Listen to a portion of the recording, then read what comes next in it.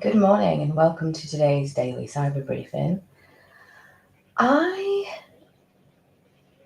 recognise that yesterday's sound quality was a bit trash. I'm holding the microphone right up to my mouth, so I'm hoping that makes a difference. If it doesn't, apologies. I'll work something out for tomorrow. Okay, so let's get straight into it. So, Malaysia is working on an internet kill switch, says Minister Azalina Othman Said. Sounds interesting. So, it will result in social media and messaging platforms getting a license. And this is under development. So, this is not just a talking point, this is under development as part of an effort to enhance digital security. Saeed did not expand on what Malaysia wants the power to block, nor the circumstances under which it will be permissible to do so, but she did write that the government wants social media platform providers and internet messaging services to take more responsibility for their role that their products play in online crimes such as fraud, child sexual abuse material, sexual harassment, solicitation, and bullying. That there's a load of stuff there, but on the bullying front, just generally, I don't understand cyberbullying. Does anyone else feel the same? It's a big thing. A lot of people talk about it. I mean, I don't understand it. You just turn it off. Like you just put your phone down or log out. I don't know. It's not like someone's confronted you in the street and is like bullying you, or you're going to work and someone's like targeting you or something like that. It's literally like probably strangers on the internet. Like I don't get it. I mean, I've had this. I wouldn't call it bullying. I'd call it like irritants. It's a bit of a strange one. It's strange, isn't it? Strange. It's like, yeah, I don't know. I'd be interested in other people's opinion because whenever I've said that, people do say, "Oh no, cyberbullying's a real thing." I get it's a real thing, but why? Why is it a real thing? You can just the way to solve the problem is to just put your phone down. So, very odd. Anyway, moving on. So previously, only network facility providers, network service providers, and application service providers and content applications, a load of service providers, had to have a license under Malaysia's Communication and Multimedia Act. But now they're trying to expand that to social media providers. The measure will create a softer online ecosystem and a better user experience, especially for children and families. Lovely. So it sounds good to me on the surface of it. Anything that makes children safer gets my vote. It does feel sometimes, doesn't it, that the worst of society have got free reign not only of our streets at the moment, but also online. And it's the most vulnerable in society that end up paying the price for that. So anything that makes life easier for children, I'm all for. But yeah, my note on that would be parents, please step up. So just like you wouldn't hand your child off to a stranger, don't let the internet raise your children. Don't hand your kids off to strangers on the internet. Monitor what they're doing and put the actual work in. So these things are coming into place in Malaysia. On the surface of it, they sound fine, but it doesn't mean that parents everywhere can go, well, the internet's sorted, I can just leave my kids to it. It's your kids that will pay the price for your lazy parenting at the end of the day. So, buying your 10-year-old the latest iPhone with unmonitored internet access or dumping them in front of YouTube for a full weekend or whatever, or full week in some cases, it might make you the cool parent right now, but you've picked the easy option. Social media platforms such as big tech should be forced to do more, but don't bank on it. Don't depend on it, would be my point there. But then others would say you don't have kids, so it's easy for you to say. So next story then. So senators expose, so this is American one. So senators expose car companies' terrible data privacy practices. So anyway, yes, this is a report that's come out in America, but it basically affects anyone that is buying not smart cars, but cars that are smart, so tech-enabled cars. So car companies have been caught selling and sharing customer information without clear consent. Oh God, I hope I'm not coming down with something. So car companies collect a lot of data about drivers' behaviour, ranging from how often you brake and how rapidly you accelerate. Accelerate, not accelerate. If you accelerate, is that having a party really quick? Yay, what is fine? Ah! Back to work. Anyway, so this data can then be sold off to data brokers or directly to insurance companies, and some people opt into this anyway. And this is usually meant to be used to calculate a driver's riskiness and adjust insurance rates accordingly.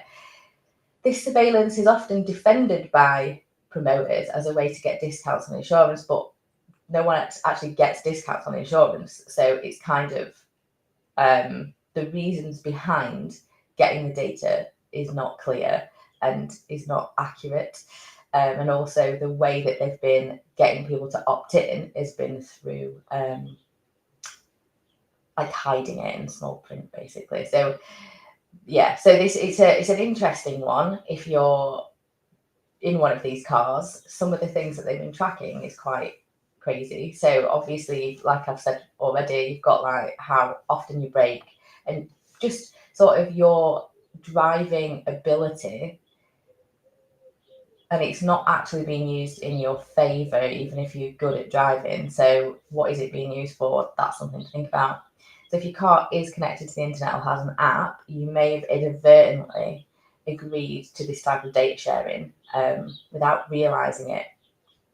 Hyundai, in particular, been caught sharing drivers' data without seeking any informed consent, and GM and Honda have used deceptive practices during sign up. So this is what this is about. This story is about, and also a lot of it has been location and tracking data as well. I mean, I don't want that. Not that I'm going anywhere crazy, but I want the opportunity to. Like, you don't want to be living your life thinking some big tech firm is watching you while you go for your 3 a.m. McDonald's drive-through. Yeah, so that's an interesting one.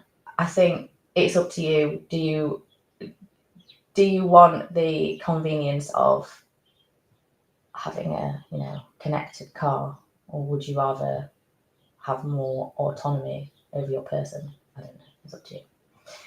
I don't give a shit about cars, so the easiest one to drive, that's the one I would go for. So VMware ESXi. So yeah, there's a VMware. This is a different story. This is not the same story. This is nothing to do with cars now. So VMware ESXi, as there's a flaw. It's been exploited by ransomware groups for admin access. It's recently patched the security flaw, which is resolving this. So VMware ESXi hypervisors have been actively exploited by several ransomware groups to gain elevated permissions and deploy file encrypted malware. The attacks involve the exploitation of CV 2024-37085. It's got a CVSS score of 6.8. An Active Directory integration authentication bypass, that sounds very fancy, that allows an attacker to obtain administrative access to the host. So, a simplified explanation. If your ESXi is domain joined, it'll give you full admin access to anyone in a group called ESXi admins or ESX admins. But that's just based on the group name. So if you have permissions to create groups, you can get full admin access to the hypervisor. There will be a wonderful meme in the comments that explains this beautifully. So look forward to the meme.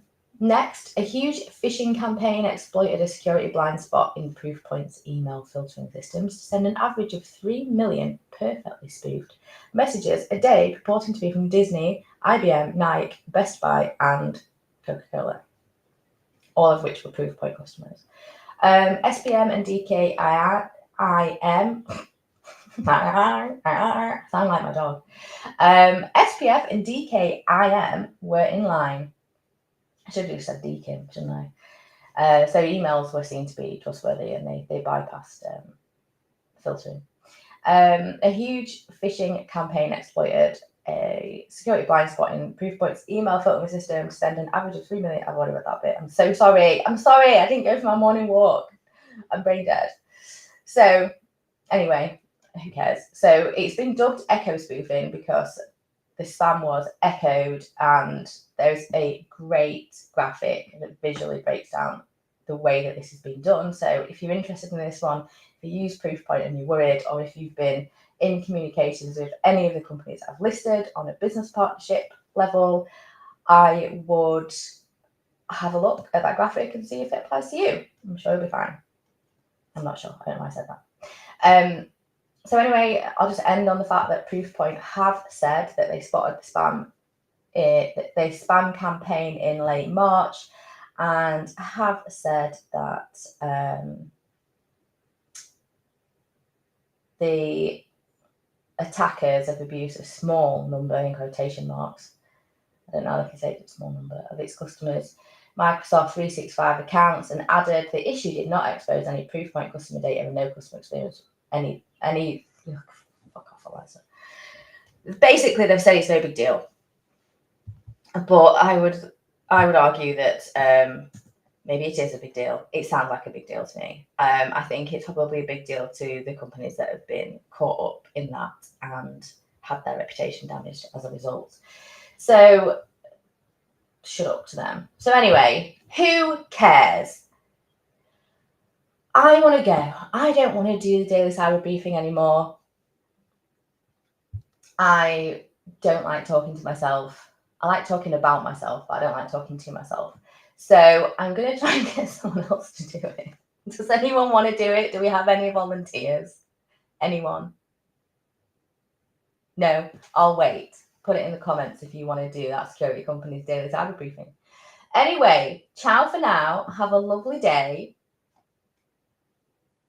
Bye. I have to be slow at the end because I keep pressing the button too soon and then cutting myself off. So bye.